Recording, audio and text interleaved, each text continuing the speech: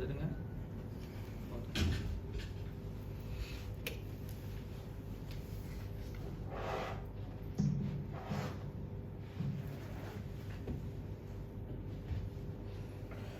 Assalamualaikum warahmatullahi wabarakatuh. Alhamdulillahi rabbil alamin, wassalatu wassalamu ala asyrafil anbiya'i wal mursalin wa ala alihi wa sahbihi ajma'in. Rabbi shrah li sadri wa yassir li amri wahlul 'uqdatam min lisani yafqahu qawli. Subhanaka la ilma lana illa ma 'allamtana innaka antal alimul hakim. Wala hawla wala quwwata illa billahil aliyyil azim. Amma ba'du. Tuan dan puan muslimin muslimat di jemaah yang dirahmati Allah Subhanahu wa taala. Firman Allah Subhanahu wa taala dalam surah Al-Baqarah ayat 264. Allah berfirman, a'udzubillahi minasyaitonir rajim. يا أيها الذين آمنوا لا تبطلوا صدقاتكم بالمن والأذى كالذي ينفق ماله رئاء الناس ولا يؤمن بالله واليوم الآخر فمثله كمثل صفوان عليه تراب فأصابه وابل فتركه صلدا لا يقدرون على شيء مما كسبوا والله لا يهدي القوم الكافرين. Allah berfirman, ya ayyuhalladzina amanu, wahai orang-orang yang beriman, la tubtilu sadaqatikum, janganlah kamu membatalkan sedekah kamu, yakni membatalkan pahala sedekah kamu, ya. Bil manni, dengan mengungkit, wal adza, dan juga menyakiti, ya, menyakiti hati manusia, sama ada dengan perkataan ataupun dengan perbuatan, ya. Jadi ayat yang kita baca ni berkaitan dengan peringatan Allah Subhanahu wa taala supaya kita berhati-hati, ya, dalam kehidupan kita, supaya kita tidak melakukan sesuatu perkara yang dapat membatalkan amal perbuatan kita. Yang kedua, ayat ini juga merupakan dalil kepada kita bahawasanya amal perbuatan yang kita lakukan di dunia ni, tak kira lah amal apa semua pun, ya, tidak semestinya amal perbuatan kita tu kekal, ya.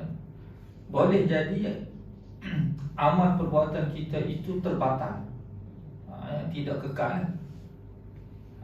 Bila tidak kekal, mana di hari akhirat nanti amalan-amalan yang kita lakukan itu tidak ada, terhapus, ya, tidak ada dalam buku catatan amal kita, seperti kita tidak beramal pula.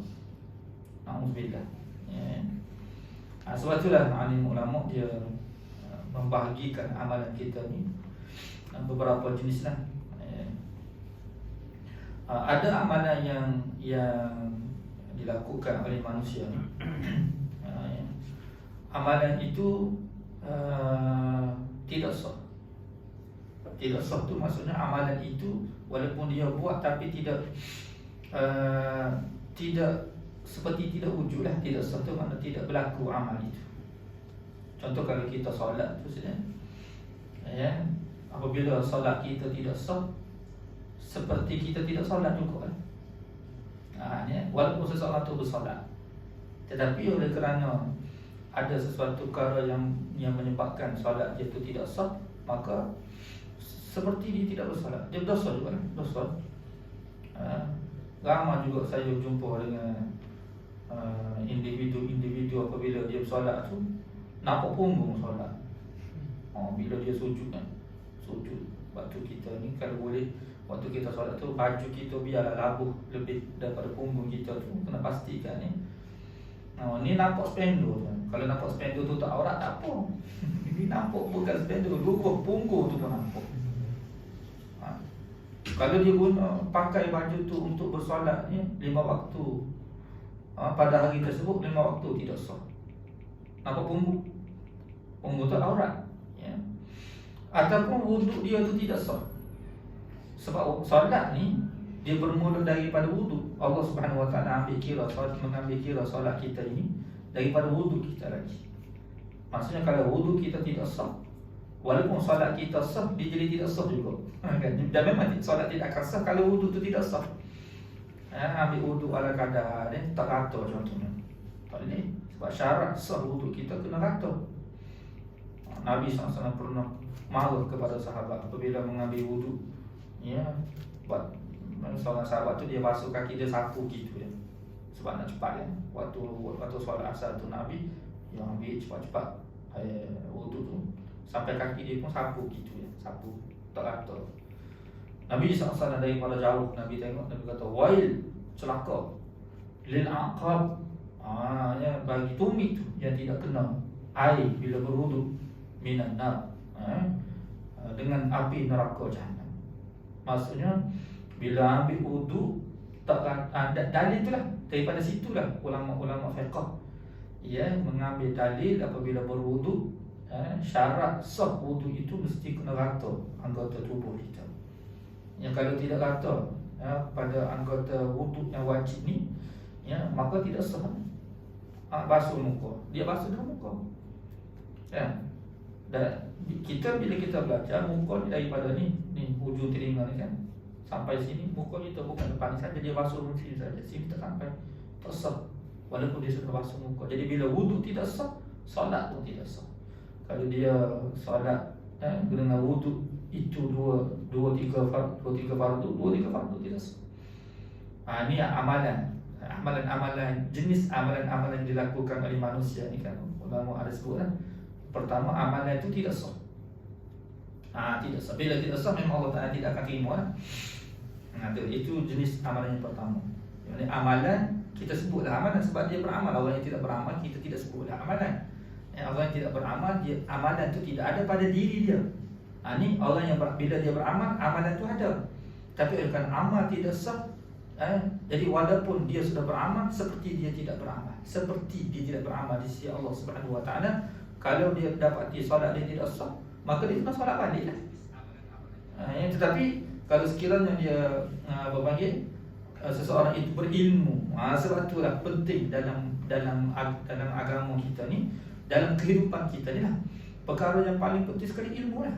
Ilmu paling penting sekali. Selepas iman, ilmu. Bukan selepas iman amal, tidak. Amal tu penting, tetapi sebelum amal tu dia kena ada ilmu. Bukan, maksudnya sebab amal tidak akan sah, tidak akan sempurna kalau tidak ada ilmu. Jadi kalau kita nak beramal, sebelum beramal tu kena berilmu dulu. Mana kena belajar dulu lah. Sebelum kita pergi umrah apa semua kan, contohnya sebelum pergi umrah atau pergi haji, kena belajar dulu. Bab umrah, bab haji, bukan nak pergi haji tu pakai pergi begitu saja. Boleh jadi awal-awal lagi tidak sah. Ya. Waktu nak apa panggil nak ihram tu pun tak sah dari situ contohnya. Jadi sia-sia saja. Walaupun amalan tu berlaku tapi tidak sah. Itu dipanggil amalan yang tidak sah. Tapi kita sebut amalan kan, semua amalan tidak sah. Itu yang pertama. Yang kedua, ada amalan manusia ni, amalan tu sah. Sah lah, ya. Tetapi tidak diterima oleh Allah Subhanahu Wa Taala. Di perkara yang lebih penting dalam beramal ni, beramal tu penting. Yang lebih penting daripada beramal tu, kita nak amalan kita itu diterima oleh Allah Subhanahu Wa Taala. Kalau kita kira beramal saja tidak mengharapkan penerimaan daripada Allah, boleh jadi amalan kita tu tidak diterima oleh Allah Subhanahu Wa Taala. Walaupun amalan kita sah, sebab kita kena faham sah tidak semestinya terima. Tapi kalau amalan tidak sah, memang tak terima lah. Tapi apabila amalan itu sudah sah, tidak semestinya Allah Ta'ala terima. Sebab menerima amalan itu tidak wajib bagi Allah.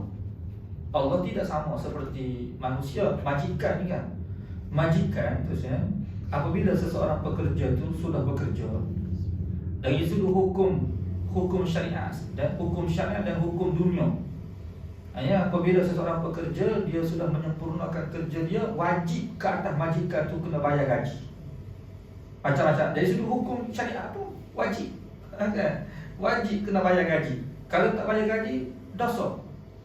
Majikan telah makan hak daripada pekerja dia. Haram tu lah duit majikan. Dia kena bayar gaji kepada pekerja dia. Hatta undang-undang dunia sekalipun kita ada akta kan, akta pekerja tu. Kalau majikan tak bayar gaji, pekerja tu boleh saman lah, boleh saman majikan dia. Boleh bawa kes mahkamah untuk tuntut hak dia. Nampak dari sudut dunia. Maksudnya Allah Subhanahu Wa Taala seperti itu kah? Mana apabila seseorang hamba tu beramal, mestikah dia kena terima amalan tersebut? Tak mesti. Hak dia, hak Allah Subhanahu Wa Taala nak terima atau tak mahu terima. Amalan yang kita lakukan yang kita takut, orang beriman takut sangat. Kita sendiri betul kita takut sebenarnya. Kalau kita renung sungguh-sungguh, perhati sungguh-sungguh, adakah solat kita boleh jamin kau teruskan? Adakah kita boleh jamin ketuk meja contohnya, kita boleh jamin amalan yang kita buat tu Allah tak terima? Kan? Boleh kita kata Allah tak terima dah amalan saya. Allah terima dah Quran yang saya baca. Allah terima dah solat yang telah saya lakukan. Kita boleh cakap tak boleh. Sebab tu kita hanya ada harapan saja. Kita berharap supaya Allah Ta'ala terima. Walaupun solat kita sah contohnya. Sebab tidak semestinya solat kita, sebab sah ni tuan, sah kan. Sah ni bila kita belajar fiqh, ya, sesuatu kita fiqh kan kita belajar sah batal ya. Bila kita belajar, kita boleh buat satu amalan tu sah. Jadi secara zahir kita, contoh kita ambil wudu kita sah. Bila kita ambil kita solat, mana kita dapati solat kita tu sah. Dalam ilmu kita tu sah dah lah. Kita dah pastikan wudu kita sempurna, kita menghadap kiblat dengan elok, pakaian kita tidak ada najis apa semua. Dah sah. Tetapi sah tu Allah terima apa? Tak lagi. Tidak semestinya. Boleh jadi Allah Ta'ala tak terima. Walaupun sah sekalipun. Bila Allah Ta'ala tidak terima amalan kita, tak ada pahala. Tidak ada pahala. Letih saja kita beramal. Wa yahsabuna annahum yuhsinuna sun'a. Mereka menyangka mereka sudah beramal di dunia. Betul lah beramal, tetapi Allah Ta'ala tidak terima, Allah Ta'ala tolak. Lepas tu macam mana boleh jadi tidak terima? Banyak kali lah. Memang kita kata sah, dah dalam hati kita nak menunjuk. Riak. Contoh kita solat tu, solat kita ni kan, kita solat tiba-tiba kita nak menunjuk kepada manusia. Solat tahajud ni kan, nak tunjuk. Riak tidak membatalkan solat kan? Riak tidak, maksudnya solat kita tidak batal dari sudut hukum fiqh. Tak batal solat kita. Riak ke, ujub ke, kita rasa ujub ni maksudnya kita rasa kagum dengan diri kita. Sebab apa? Dalam kawasan kita ni, kita seorang je bangun tahajud, orang yang tidur semua. Jadi kita rasa hebat diri kita. Perasaan tu kan, kadang-kadang syaitan dia datang, orang lain tidur semua ni barangkali. Kita pun jangka ya, kita rasa kita hebat dah pukul 3 orang tiap-tiap malam kan. Jadi patut dengan perasaan tu batal ke solat tidak batal. Tapi Allah tak suka, Allah tak terima. Riak, macam ni riak Allah Ta'ala tidak terima. Ujub, bila ada sifat-sifat hati ni kan, takabur, ujub, sum'ah. Sum'ah ni kita suka orang cerita tentang diri kita. Kita suka dengar. Kita suka dengar kita ada, contoh kita ada satu kelebihan, kita nak orang cerita tentang kelebihan kita dan kita nak dengar kelebihan tersebut. Allah Ta'ala tidak suka perasaan seperti itu. Kita buat sesuatu amalan, kita nak orang cerita tentang amalan kita. Memang amalan kita tidak terbatal, tapi Allah Ta'ala tak terima. Sebab tu bila kita melakukan suatu amalan, Nabi Ibrahim ajarkan kepada kita dalam Quran ni, Allah Subhanahu Wa Ta'ala nukilkan ya, doa Nabi Ibrahim dalam Al-Quran Al-Karim. Wa idh yarfa'u Ibrahimul qawa'ida minal bayti wa Ismail Rabbana taqabbal minna ya. Ingatlah di waktu Nabi Ibrahim mengangkat batu asas yang untuk membina Kaabah. Bila Allah Ta'ala perintah Nabi Ibrahim buat bina rumah Allah Subhanahu Wa Ta'ala di Mekah ketika itu, waktu itu tidak ada lagi rumah Allah yang dibina kan. Rumah yang pertama, rumah Allah yang pertama dibina atas muka bumi ini tu Kaabah tu sendiri. Yang kita tengok segi empat gitu kan. Dia gitulah rumah Allah Subhanahu Wa Ta'ala di kota Mekah ni. Jangan tengok sekarang ni kita tengok macam istana tu zaman Nabi Ibrahim AS tu gitu Kaabah rumah Allah Subhanahu Wa Ta'ala ya. Nabi Ibrahim pergi cari batu apa semua ya. Batu asas qawaid ini, mana batu asas. Letak minta tolong anak dia Ismail ketika tu, bantu dia. Dia pun doa pada Allah Subhanahu Wa Ta'ala. Doa tu Allah Ta'ala nukilkan dalam Quran. Nabi Ibrahim doa, Rabbana taqabbal minna. Ya Allah, terimalah daripada kami ni amalan kami. Dan siapa Nabi Ibrahim rasanya? Nabi Ibrahim siapa dia? Kita kenal semua Nabi Ibrahim. Bukan kita saja, orang Kristian pun kenal, orang Yahudi pun kenal Nabi Ibrahim. Seorang Nabi yang hebat, yang Khalilullah, kekasih Allah Subhanahu Wa Ta'ala. Gelaran Nabi Ibrahim itu Khalilullah, yang kekasih Allah Subhanahu Wa Ta'ala, hamba yang Allah Ta'ala kasih. Pun dia doa pada Allah supaya Allah Ta'ala terima.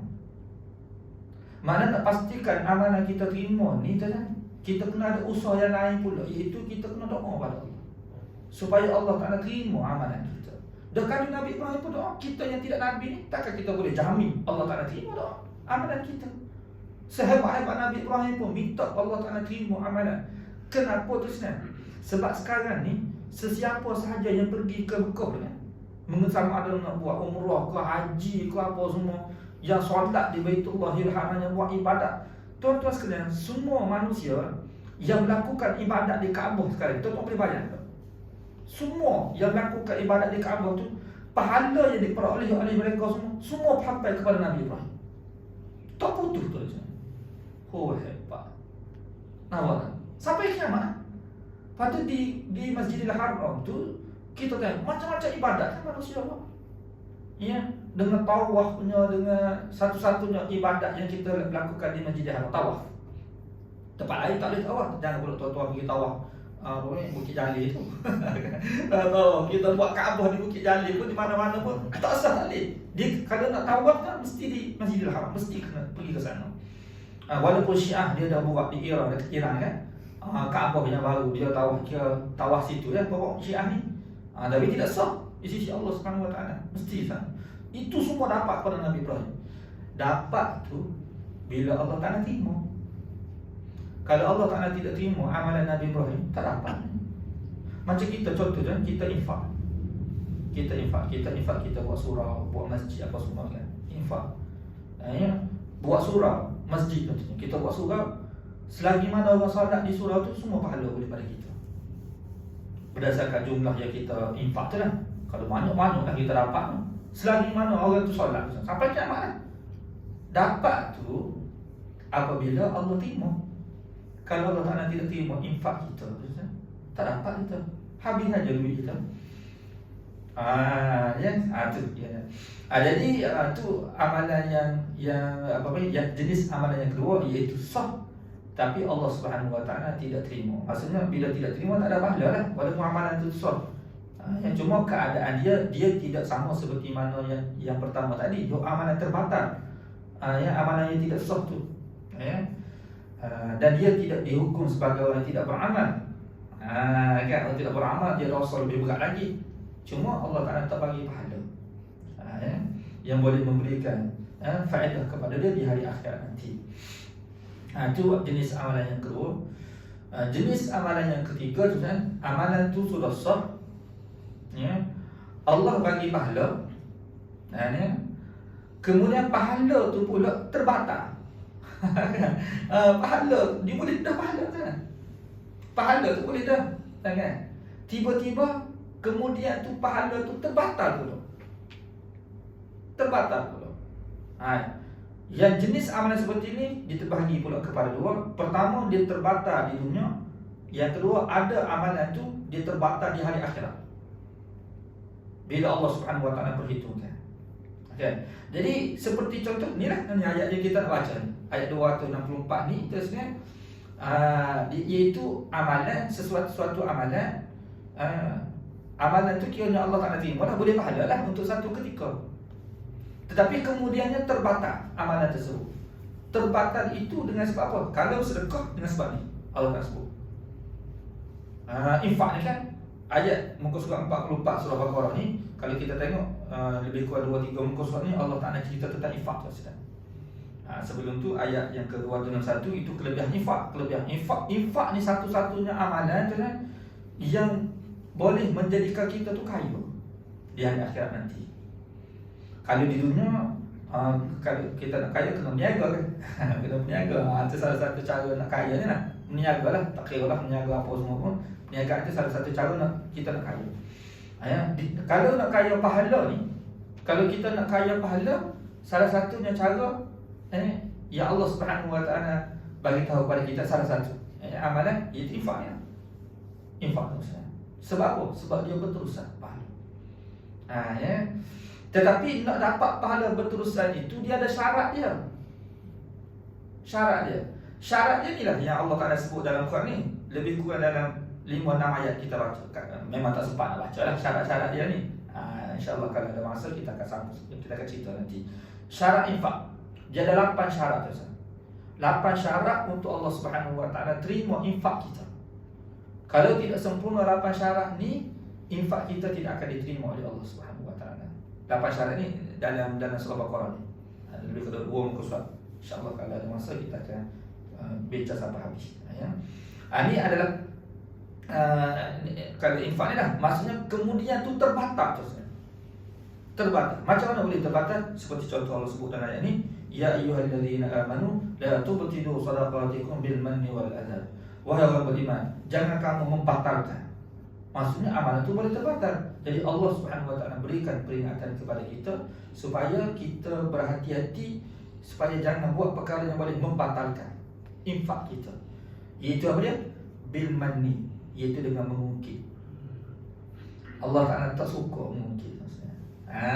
Kan? Kita baca dulu dia punya terjemahannya. Dan juga perbuatan menyakitkan hati. Infak seperti itu sama seperti seseorang yang infak hartanya riak, Allah sebut. Seperti dalam keadaan riak untuk menunjuk-nunjuk kepada manusia, dan juga seperti orang yang tidak beriman kepada Allah dan juga hari akhirat. Nanti kita akan uraikan. Jadi mengungkit ni, bila mengungkit tu sebenarnya, contoh kita bina masjid, kita bina surau, 20 tahun dah surau tu. 20 tahun dah surau yang kita bina tu dia jalan kan. 20 tahun. Pahala kita 20 tahun dah pahala kita. Banyak dalam pahala tu dah 20 tahun dah. Dah sampai generasi tamu kedua ni, orang pun dah kita generasi baru ni kan. Tak kenal siapa yang buat surau ni kan. Kita manusia ni kan biasalah, dia tu dikenali kan. Dia pun kata kalau tuan-tuan nak tahu surau ni saya yang buatnya. Kan? Saya yang buatnya, nak bagi tahu pada manusia kan. Penting ke? Perlu kau bagi tahu. Kan? Orang manusia jemaah lain pun dia tahu ke? Kita saja nak orang tu tahu. Jadi kita mengungkit, mengungkit itu sekejap je. Tapi Allah Subhanahu Wa Taala tak suka dengan menyebabkan amalan kita terbatal semua. Dia batal ni bukan batal sikit. Cuba kita baca ayat seterusnya. Famasalu kamathali safwan. Perumpamaan infak seperti itu. Seumpama safwan, batu yang licin, batu besar. Safwan ni satu batu yang besar tu saja. Yang licin. Alaihi turabun. Pada batu itu ada debu melekat. Lamalah bila batu kan, bila batu kita biarkan begitu, dia akan melekat debu tu saja. Semakin lama semakin tebal, semakin lama semakin tebal, semakin lama. Kalau setahun berdebu kan. Kalau 2 tahun tebal lagi debu tersebut. Kalau 3 tahun semakin banyak debu. Kan. Allah tak nak bagi perumpamaan cantik sangat tuan. Kalau 20 tahun batu tu kan ada di situ, semakin tebal lah debu tersebut. Melekat pada batu. Begitulah pahalanya. Semakin lama tu kan, apa panggil, semakin banyak. Sebab tu dalam infak tu kita jangan tangguh. Kita kena segera tu Ustaz. Walaupun kita kata surau tu tak mula lagi kan. Kadang-kadang kita tak sebahagian daripada surau, dia minta sumbangan. Dia minta sumbangan kan.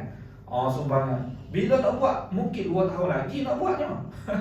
Mungkin 2 tahun lagi nak buat, tapi awal tu minta sumbangan dah. Minta sumbangan, nak cukup 200,000 ni, ataupun kita kata 2 juta contoh, nak cukup kan. Kita jangan tunggu lepas 2 tahun baru nak bagi sumbangan. Rugilah kitanya. Bila ada tu, kita terus bagi. Biar jadi orang yang pertama bagi. Walaupun surau tu tidak mula lagi, tapi pahala tu sudah dapat dah. Berterusan dah tu. Bukan ada surau baru boleh pahala, tidak. Dapat dah tu. Kalau kita tu semakin lama tu makin banyak pula pahala kita. Tetapi tengok, fa asabahu wabilun fatarakahu sadda. Tiba-tiba menimpa kepada batu itu wabil, hujan yang melimpah-limpah, hujan yang lebat. Hujan dalam bahasa Arab dia ada banyak istilahnya. Ada guna matar, ada guna sayyib. Ni di sini Allah guna wabil. Wabil mana? Hujan yang curah-curah, hujan yang lebat. Bila menimpa batu tersebut, apa berlaku pada batu tadi? Agak-agak ada lagi kelebu tu kan? Tak ada. Sebab tu fatarakahu sadda, maka batu tu menjadi licin kembali. Habis semua. Batu tu menjadi licin kembali. Maknanya pahala tu habis. Bukan kalau kita kata pahala tu terbatas sedikit, kan? Dia mengungkit sekali. Contohnya dah 20 tahun ni, setahun terbatas, ada lagi 19 tahun kan.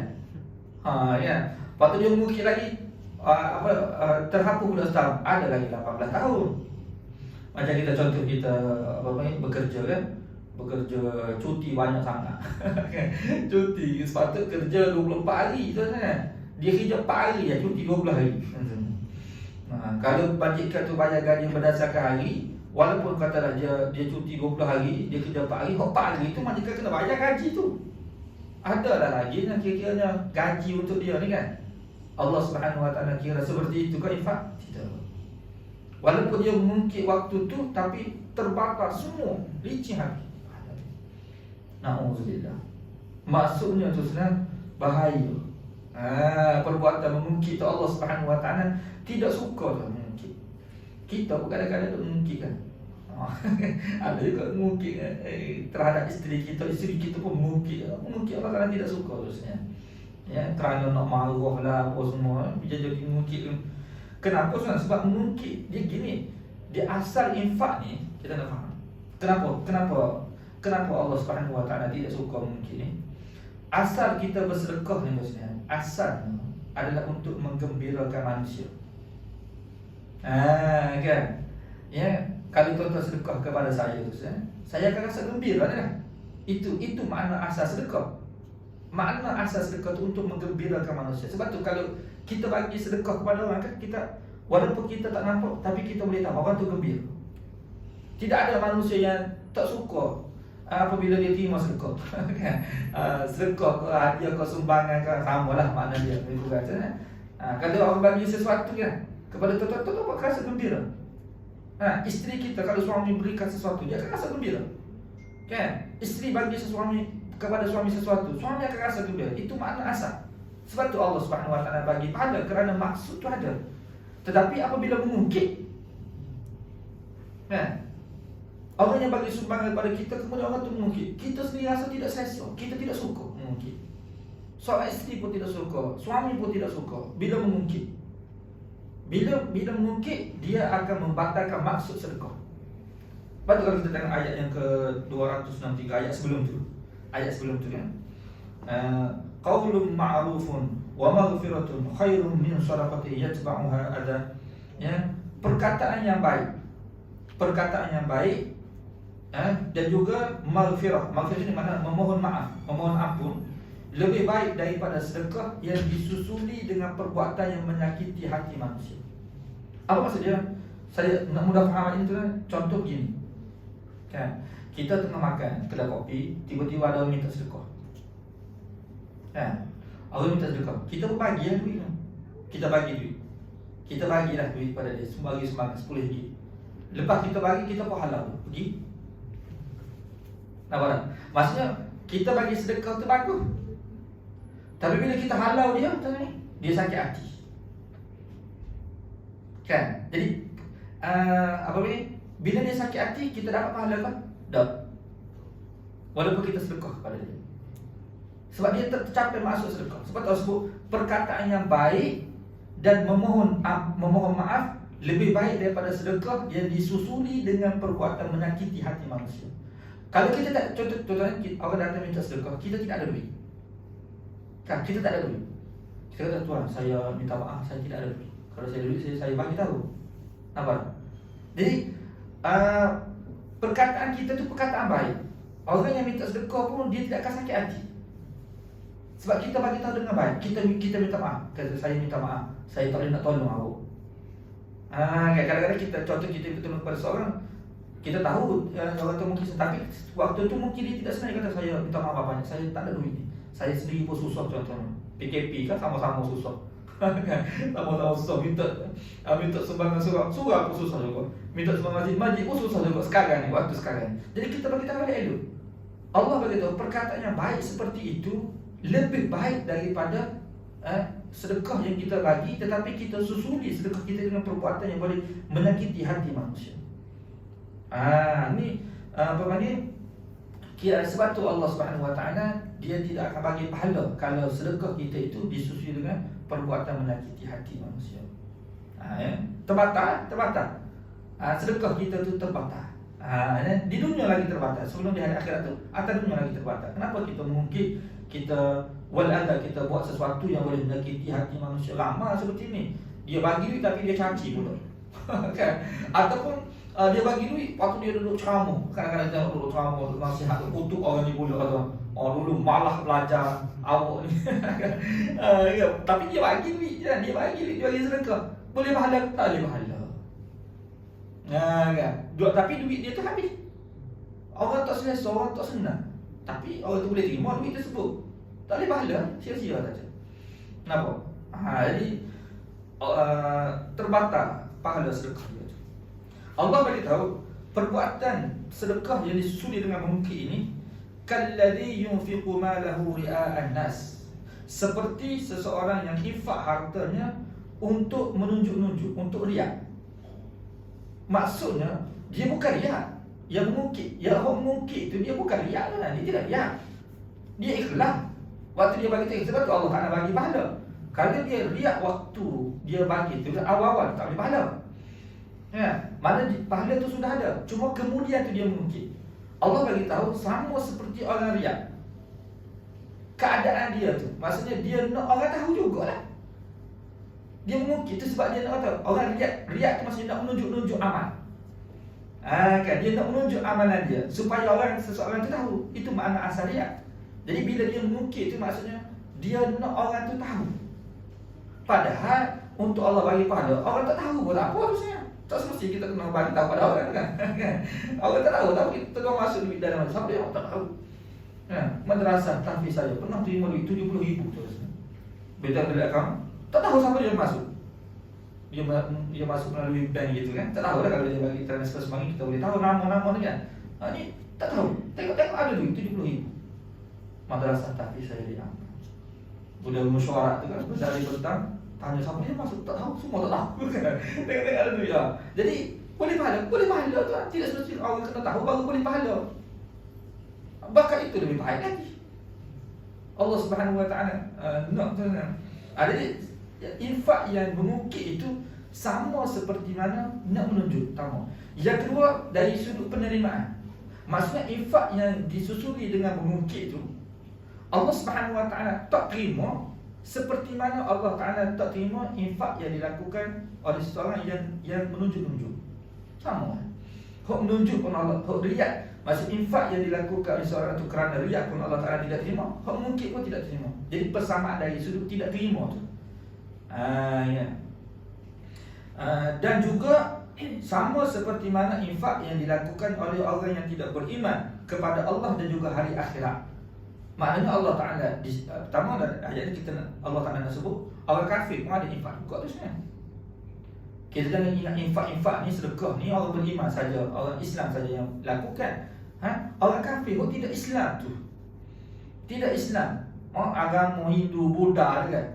Setengah-setengah kita tengok persatuan tu, persatuan Buddha kita contoh. Jangan main, mereka tu infak. Kita tak sebut infak lah, kita sebut sumbangan. Sebenarnya sumbangan pun sama sedekah juga kan.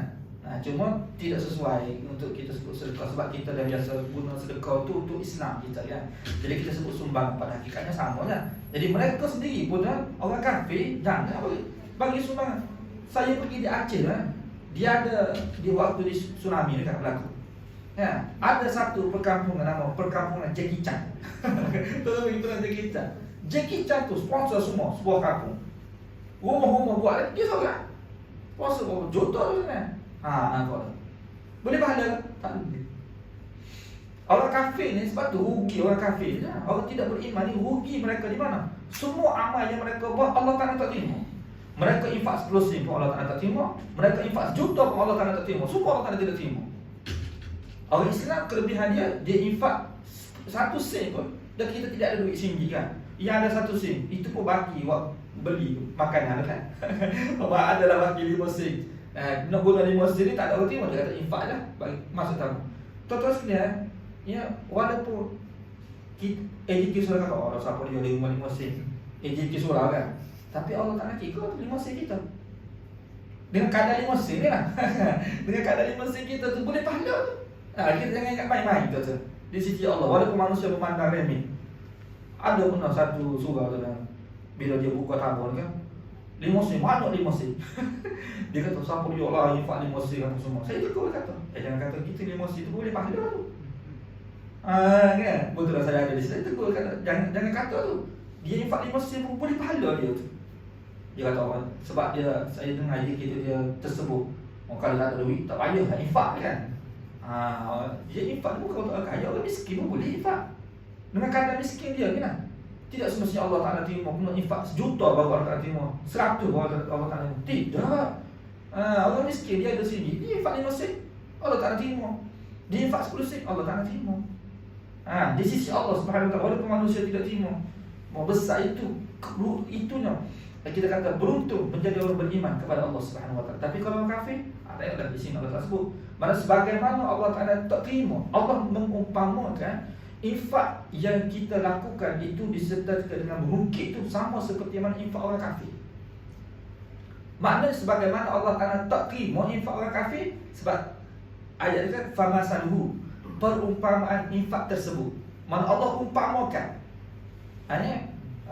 infak yang manusia susuli dengan mungkit sama seperti mana infak yang dilakukan oleh orang kafir. Jadi di sini 4 syarat. Saya kata 4 syarat tadi kan. Jadi dia 8 syarat infak ni kan.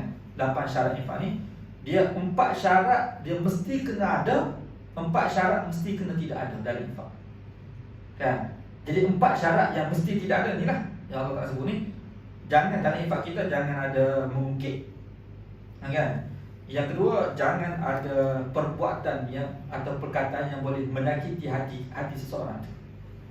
Macam tadi contohnya kita infak, kita buat halang seseorang. Orang ketuk pintu minta sedekah sikit kan. Kita pun bagi ni RM50. Lepas ni kamu jangan datang rumah aku. Ada orang kaya seperti tu kan. Dia bagi sekali ni, lepas ni jangan datang. Orang tu terima lah duit tu, kecil hati dia lagi. Duit tu halal untuk dia makan, tapi orang tu tak boleh pahala. Itu maksud perbuatan yang boleh menyakiti hati penerima infak. Jangan, kena berhati-hati. Itu 2 ya. Jangan ada tu, jangan ada dalam infak kita. Yang ketiga, jangan ada riak. Maksud dalam infak kita jangan ada riak, nak menunjuk-nunjuk kepada Allah Subhanahu Wa Taala. Dan yang keempat, jangan syirik kepada Allah Subhanahu Wa Taala ataupun murtad. Sebab syirik ni tu kan, syirik maksudnya kalau kita sebenarnya bukan infak saja, semua amalan kita yang kita lakukan selain infak pun, tak kira solat ke apa semua, kalau ada syirik, Allah akan tak terima amalan kita. Sebab syirik tu dia telah menutup semua amal kita. Ataupun murtad.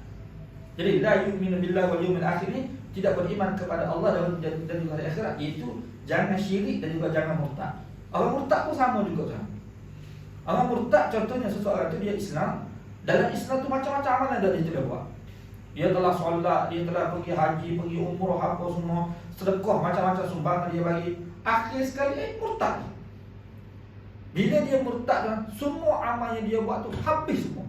Di sisi Allah Subhanahu Wa Taala terhapus semua. Sedekah dia habis. Sebab murtad ni macam kafir lah. Seperti mana kafir lah. Seperti mana orang kafir lah. Bila dia masuk Islam, semua perbuatan kufur dia sebelum ni yang dia buat, dosa-dosa dia sebelum ni dia buat tu, bila dia masuk Islam, ya, dia mengucap saja kalimah syahadah waktu tu saja. Bila dia mengucap saja, semua amalan kufur yang dia buat sebelum dosa-dosa sebelum ni semua terhapus. Tahdimu ma qablahu, kata Nabi SAW, menghapuskan apa dosa-dosa, semua dosa dia sebelum ni, suci bersih seperti mana seorang bayi yang baru dilahirkan, kata Nabi SAW. Itu kelebihan orang baru masuk Islam. Murtad gitu juga dia balik. Itu empat perkara yang kita jangan ada. Ya, asyaraitul arba'ah al-adamiyah, kata ulama tafsir. Ya, 4 syarat yang mesti tidak ada dalam infak. Ya, maksudnya bila kita infak tu kena pastikan ini jangan ada. Itu maksudnya. Ya. Famathaluhu kamathali safwanin alaihi turabun. Perumpamaan infak tersebut seperti batu yang besar, kita sudah sebut tadi, batu yang besar licin, ya, alaihi turabun, yang melekat padanya itu debu. Ya, debu tu mana seperti pahala ni lah. Batu semakin lama dia semakin berdebu. Infak tu tak perlu buat apa tu kan. Debu ni kita tak perlu buat apa. Ya, kalau kita letak batu kan, duduk situ je. Duduk situ dah. Tunggu setahun. Kita tengok macam mana berdebu setahun dekat. 2 tahun semakin tebal lagi debu. 3 tahun semakin tebal lagi debu. Gitu. Tak perlu buat apa-apa. Dia maksudnya dia melekat sendiri. Begitulah pahala infak. Kan, tuan-tuan masuk duit kan, surau nak buat apa ni, nak buat extension, nak buat apa ni, nak besarkan, renovate lah kita kata. Kita pun masuk duit, masuk 30,000. Lepas tu senang itu. Kita tak perlu dah, kita tak perlu buat sebab orang yang akan buat, kan? Jadi 30,000 tu dia akan jadi bergerak sendiri. Pelaburan itulah yang pelaburan yang tidak rugi ni kan, yang menguntungkan kita. Akhirat tu jadi kita kaya tu sana. Kalau kita mati pun ada lagi, jalan lagi tu sana. Tu yang Allah tak sebut ni. Allah pun tak ada perumpamaan yang untuk kita mudah faham. Tetapi kalau tidak ada hujan, kalau tidak ada hujan okey lah. Tapi bila hujan tu turun, habis. Fa'asabahu, seperti satu batu yang besar licin melekat padanya itu turab, di situ maknanya debu. Walaupun asal kata tu tanah ya, tapi yang diketahui di sini adalah debu. Tiba-tiba turun hujan yang lebat, yang akhir sekali fatarakahu sardan, jadi licin kembali. Dan kalau tidak ada hujan okey, tapi kalau ada hujan tu sebenarnya hujan tu dia perkara-perkara yang boleh membatalkan pahala kita. Sama ada kita mungkir ke, kita riak ke, kita buat perbuatan azal tadi, menyakiti hati ke, ataupun murtad ke, ini semua boleh membatalkan sedekah kita. Allah umpamakan seperti hujan lebat. La yaqdiruna ala syai'in mimma kasabu, mereka tidak mendapati pun, ya, sedikit pun. La yaqdiruna ala syai'in mimma kasabu, mereka tidak mendapati sedikit pun daripada apa yang telah mereka kerjakan di dunia terdahulu. Mana kalau mereka infak dulu, ada sedikit, pokoklah ada kita kata sikit debu kan. Tak ada, licin. Nak dapat sikit pun tak ada terusnya. Betapa dahsyatnya. Ni ya, perbuatan itu, perbuatan mengungkit itu. Allah Ta'ala tidak suka. Wallahu la yahdil qaumal kafirin. Allah Ta'ala tidak akan memberi petunjuk kepada kaum yang kufur kepada Allah Subhanahu wa Ta'ala. Jadi kita berhenti di sini, insya-Allah. Kalau ada beberapa lagi, kita akan sambung beberapa ayat lagi. Ya, kita akan sambung beberapa ayat lagi untuk memperjelaskan lagi tentang 4 syarat yang lain, 4 syarat yang mesti ada. Ya, ketika kita infak, supaya infak kita itu diterima oleh Allah Subhanahu wa Ta'ala, insya-Allah. Allah Ta'ala berjelaskan dalam ayat kata. Jadi saya rasa kita berhenti di sini untuk tazkirah pada hari ini. Terusnya kita akan sambung lagi insyaAllah kalau ada kekurangan masa, izin daripada Allah Subhanahu Wa Taala insyaAllah. Sebelum tu ada tabung sumbangan tu di belakang sana, mau sumbangan untuk satu persatuan, Persatuan Kebajikan Asatizah Malaysia. Persatuan ini dia menjalankan kerja-kerja kebajikan, dakwah dan sebagainya. Jadi kami memohon bantuan untuk menggerakkan kerja-kerja dakwah insyaAllah. Siapa ada keinginannya untuk memberi sumbangan, membantu, insyaAllah ada tabung di belakang sana saya bawa tu. InsyaAllah mudah-mudahan ini Pak diberi ganjaran oleh Allah Subhanahu Wa Taala insyaAllah. Kita jumpa lagi. Wabillahi taufiq wal hidayah. Assalamualaikum warahmatullahi wabarakatuh.